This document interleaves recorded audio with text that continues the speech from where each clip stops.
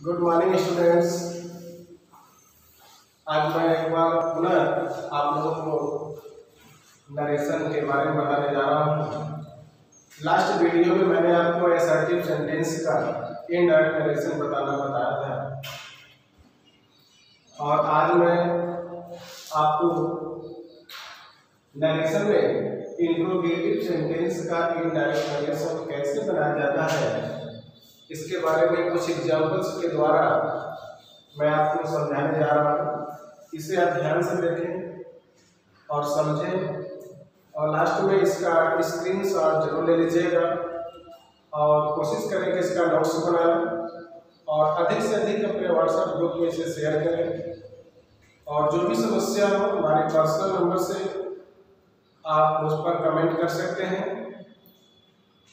और जो भी समस्या हो हमारे स्कूल के ग्रुप में जो मेरा पर्सनल व्हाट्सएप नंबर है उसमें आप उससे जो भी सजेशंस हो उसे पूछ सकते हैं। तो शुरू करते हैं इंट्रोगेटिव सेंटेंस। जैसा कि मैंने पिछले दिन बताया था इसका प्रश्नवाचक वाक्य पहचान भी मैंने बताया था और यहाँ पर एक एग्जाम्पल दिया गया है Ram said to me where are you going. ध्यान दीजिए रिपोर्टेड स्पीच का वाक्य प्रश्नवाचक है और इसका पहचान ये है कि वाक्य के अंत में ये प्रश्नवाचक चिन्ह जरूर लगा है। ये प्रश्नवाचक वाक्यों की पहचान होती है और प्रश्नवाचक शब्द से वाक्य स्टार्ट होता है या तो हेल्पिंग वर्ब से वाक्य स्टार्ट होता है। आगे के एग्जाम्पल्स में आपको क्लियर हो जाएगा।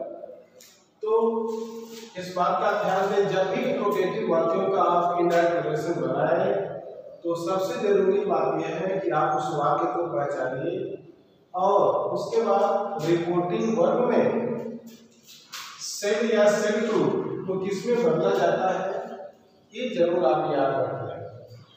तो आपने देखिए यहाँ पर बनाया है सेड या सेड टू को आस्क्ड में बदल दिया गया है। आप आस्क्ड में या इंक्वायर्ड आप में चेंज करें कोई समस्या नहीं होगी संबंध में। Ram asked me Ram said to me को चेंज किया गया राम आस्क्ड मी। ये सेड टू को आस्क्ड मी क्यों बनाया गया या क्यों बदला गया इसके पीछे का रीजन है कि रिपोर्टेड स्पीच का वाक्य इंट्रोगेटिव सेंटेंस है। यदि असर्टिव कहा होता तो सेड टू को टोल्ड में या सेड को सेड में बदलते, लेकिन ये रिपोर्टेड स्पीच का वाक्य आपका इंट्रोगेटिव टाइप सेंटेंस है इसीलिए सेड हो या सेड टू हो उसे आस्क्ड या इंक्वायर्ड आप नहीं चेंज करते हैं। दूसरी बात आती है कंजंक्शन। कंजंक्शन के रूप में मैंने यहाँ प्रश्नवाचक शब्द को ही लिखा है। इस संबंध में दो बातें लागू होती हैं। यदि प्रश्नवाचक वाक्य प्रश्नवाचक शब्द से शुरू हो तो प्रश्नवाचक शब्द को ही कंजंक्शन के रूप में लिख देते हैं और यदि सहायक क्रिया से स्टार्ट होता है तो हम इफ या विदर का प्रयोग करते हैं जैसा आगे के एग्जाम्पल में आपको बता दिया जाएगा। लेकिन इस बात का जरूर नोट कर लें कि if interrogative sentence will start with interrogative verb in that condition we have to use interrogative verb as conjunction. तो प्रश्नवाचक शब्दों को कंजंक्शन के रूप में प्रयोग किया गया है। अब ये वेयर हमारा हो गया कंजंक्शन। अब शेष वाक्य को हम असर्टिव में चेंज कर देते हैं। यहाँ देखिए आर यू गोइंग है, जब इसे आप असर्टिव में चेंज करेंगे तो ये हो जाएगा यू आर गोइंग और वाक्य के अंदर फुल स्टॉप। बिना असर्टिव में चेंज किए यदि हम इनडायरेक्ट नरेशन बनाते हैं तो वो इनडायरेक्ट नरेशन हमारा गलत माना जाएगा। चाहे आप मन में या अगले लिख करके असर्टिव में चेंज करके तभी हम उसका इनडायरेक्ट बनाते हैं। अब देखिए यू सेकंड पर्सन है ये चेंज होगा ऑब्जेक्ट से और यू नॉमिनेटिव केस है तो मी का नॉमिनेटिव केस आई होता है आई लिखा गया और ये टेंस प्रेजेंट कंटीन्यूअस टेंस है इसको बदलकर पास्ट कंटीन्यूअस टेंस में चेंज किया गया है। टेंस इसलिए चेंज होता है क्योंकि रिपोर्टेड का जो वर्ब है वो पास्ट में होता है तो हम रिपोर्टेड में आए हुए टेंस को नियमानुसार बदल देते हैं पर ये कंटीन्यूअस को पास्ट कंटीन्यूअस टेंस में चेंज किया गया है। तो इस प्रकार से ये पहला एग्जाम्पल है।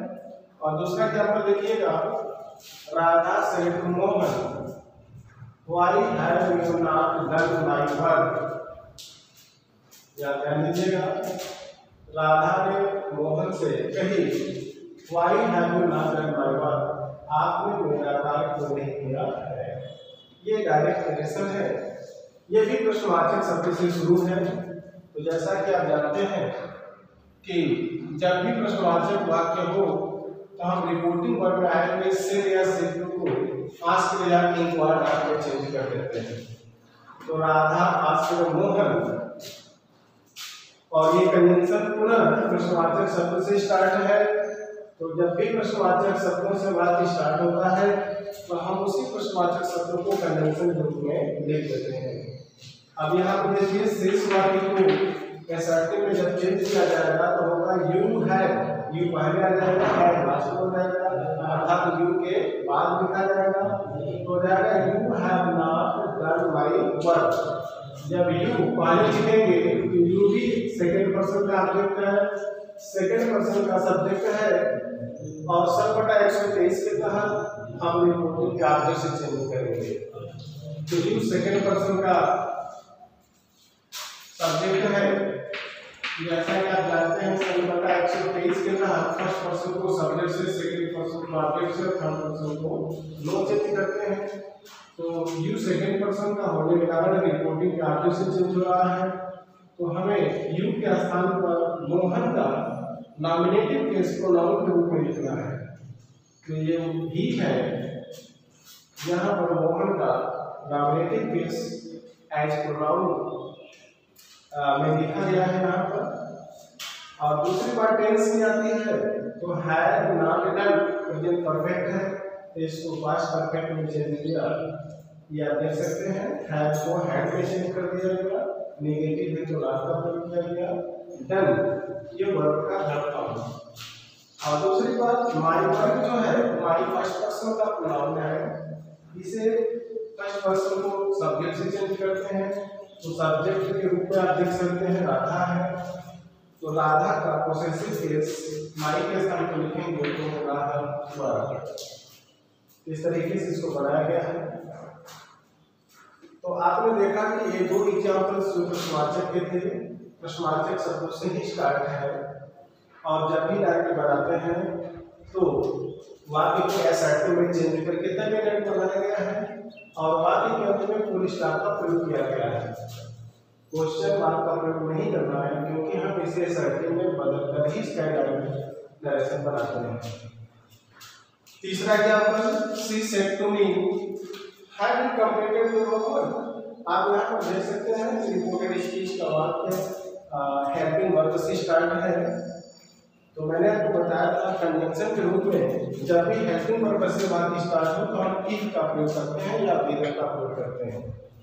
तो सी आस्क्ड मी, सेड या सेड टू को आस्क्ड में चेंज किया गया, या एक वर्ड आप में चेंज कर सकते हैं। और कंजंक्शन के रूप में इफ का प्रयोग क्यों किया गया है, क्योंकि रिपोर्टेड स्पीच का वाक्य हेल्पिंग वर्ब से स्टार्ट हुआ है यहाँ पर। और दूसरी बात, जब आप इसे सिंपल बनाएंगे तो you have completed your homework हो जाएगा, और यू सेकंड पर्सन होने के नाते ऑब्जेक्ट से चेंज होगा, और यू नॉमिनेटिव केस है तो उसका यू नॉमिनेटिव केस है, ऑब्जेक्ट से चेंज होगा। तो मी का नॉमिनेटिव केस किसके स्थान पर लिखा जाएगा, यू के स्थान पर। तो मी का नॉमिनेटिव केस आई होता है, मी का कर्ता कारक आई होता है, इसलिए यू के स्थान पर हम आई का प्रयोग किए हैं। हैव कंप्लीटेड, ये भी वही सेम टेंस है, प्रेजेंट परफेक्ट टेंस, इसे पास्ट परफेक्ट में चेंज किया गया है, जहां हैव को हैड में चेंज करके वर्ब का कंफर्म में किया गया है।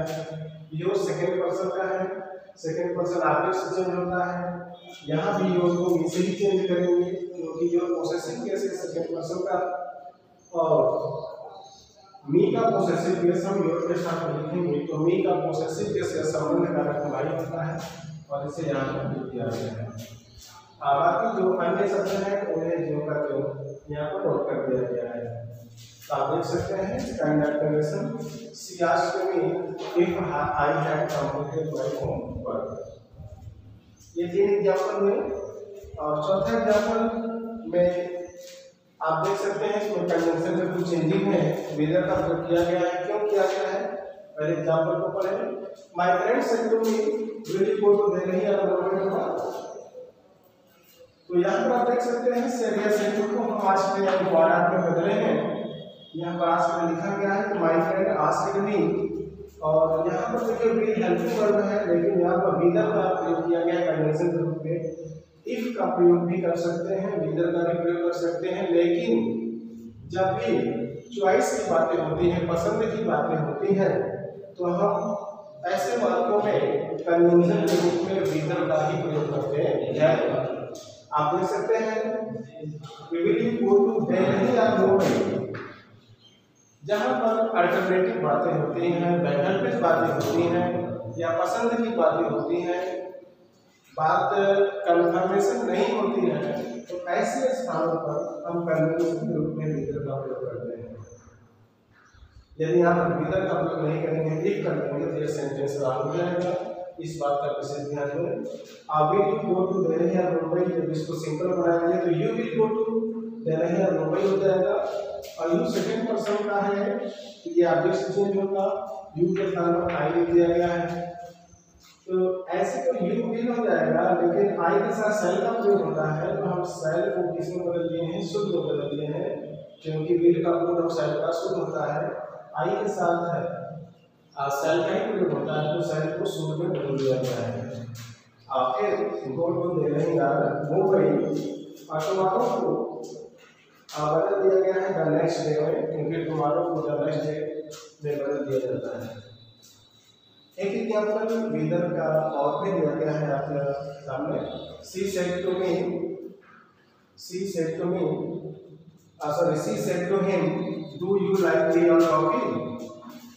आप देख सकते हैं ये भी आया है, वैकल्पिक व्यवस्था आया, अल्टरनेटिव बातें हैं, पसंद की बातें हैं, इसलिए हम कंडीशन के रूप में विदर का प्रयोग किए हैं। सी आस्क्ड हिम, सीरिया सेड को किसमें बदला गया, आस्क्ड में या इंक्वायर्ड में, और कंडीशन के रूप में विदर का प्रयोग किया गया। यहाँ पूरा है तो वर्ब से वाक्य स्टार्ट है, लेकिन इसमें चॉइस या पसंद की बात है, इसीलिए विदर का प्रयोग किया गया है कंडीशन के रूप में। यू सेकंड पर्सन का है, ऑब्जेक्ट से चेंज होगा। यू नॉमिनेटिव केस है, तो हिम का नॉमिनेटिव केस ही होगा जो लिखा गया है। इसको आप सिंपल बनाएंगे तो हो जाएगा यू लाइक टी और कॉफी। तो ही लाइक इंडिपेंडेंट टेंस है, इस टेंस को जब चेंज करेंगे तो पास्ट इंडिपेंडेंट टेंस में चला जाएगा, इसीलिए वर्ब का सेकंड फॉर्म यहाँ पर लिखा गया है ही लाइक टी और कॉफी। तो इस तरीके से आप इंट्रोगेटिव सेंटेंस के और अधिक एग्जांपल्स अपने घर पर प्रैक्टिस कर सकते हैं। बिल्कुल आधार यही है। जो भी समस्याएं हो हमारे पर्सनल नंबर पर, मैंने आपको पहले ही बताया, आप कमेंट कर सकते हैं, आपके सभी समस्याओं का समाधान किया जाएगा। Thank you.